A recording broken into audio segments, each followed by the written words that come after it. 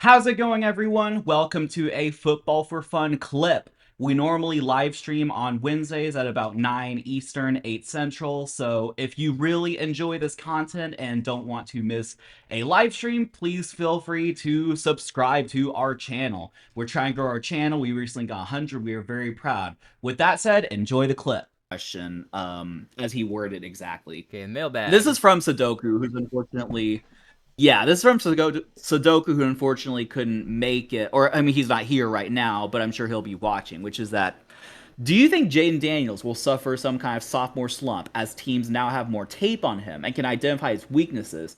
Just like what happened to CJ Stroud this past year after everyone was calling him elite after his rookie season. So, all things considered, do we think Jayden Daniels is going to have a sophomore slump, or is he going to be able to avoid it, unlike CJ Stroud? I think I don't see much of a reason for him to have a slump. Stroud, I feel like we kind of saw it coming just because of there was lots of talk in the offseason and they were hyped up. I don't see the same hype around the Commanders that we saw around the Texans. I haven't seen anyone say Commanders are going to the Super Bowl.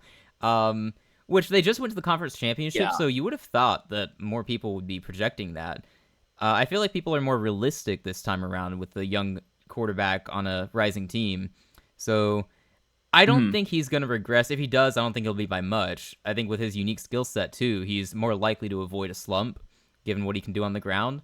I think the only real way he fails is if we have the RG3 effect and he just gets hurt. I hope that doesn't happen, but if he avoids getting hurt, I think he's going to be able to replicate his success or get close to doing so. But as for the team success, though, I don't think they're going back to the conference championship. I don't think they did enough to improve, so. Yeah.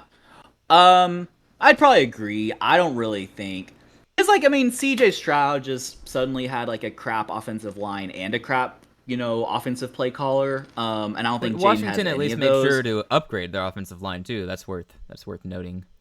Yes, they upgrade their offensive line, and like they still have Cliff Kingsbury, right, as their play caller. I think so, which is a good thing. He's a good play caller. Yes, no, I am saying that in a positive context, right? Because he was a really good coordinator. Yeah, he is still on the Commanders, so okay. Yeah, so he still has Cliff Kingsbury. Like, dude, if CJ Stroud had Cliff Kingsbury last year, like we've had a totally different. Not wish. as the head coach, to be clear, right, as the offensive coordinator.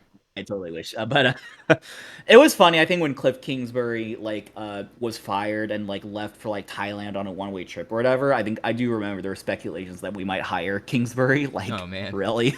I never understood why he got hired at Arizona to begin with. That was just completely strange and random. But anyway. Yeah, he coached Mahomes, but yeah. Anyway, yeah. So no, I think Jayden has a better like support system and better, areas to succeed, better chances to succeed than CJ had his like sophomore year. Yeah, he does have the unique skill set as well. So I don't really see. I mean, he might like slightly dip in production, but I don't really see some notable sophomore slump. And but I also do agree. I don't think made... the team. Oh, sorry. I thought that you were ending there. No, you're good. You're good. Go ahead. I was gonna say the point he made about defenses are gonna have tape on him and they can adjust to that. And he's also a young player who's gonna keep improving. So that would be my counter to that point. Yeah, he's gonna keep improving. The defenses against him will be tougher, but as he learns to read defenses in the NFL and adjust and everything, like he's gonna improve as a player. So I'm not overly concerned. Yeah, teams have years of tape on like Lamar Jackson, Jalen Hurts, and it doesn't really seem to affect them. So, I mean, honestly, is there like a example of like a, and I'm kind of asking this a little rhetorically, like, is there an example of like a quarterback who had a stellar rookie season, then teams just got tape on him, and he wasn't that good, like? Maybe Baker Mayfield. Like, I know he had a good rookie season, then like kind of slumped for a while. I'm sure there is an example. There's not really anyone that comes to mind though. Yeah, I can't really think of anyone who is like. As I say, there are always other reasons for a player to slump, like Stroud with his offensive line. Yeah, I don't think it's because I feel like sometimes people say like, oh, teams will have tape on him. It's just kind of like a fake like reason. I mean, unless like, you just it's aren't watching the tape, like Jamarcus Russell type of player.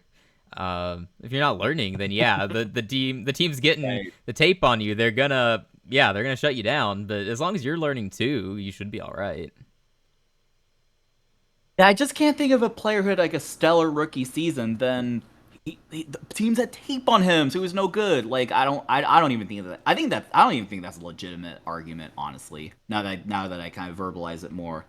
I don't know. Let us know in the comments if you're watching. Let's do a code word time. Comment the word.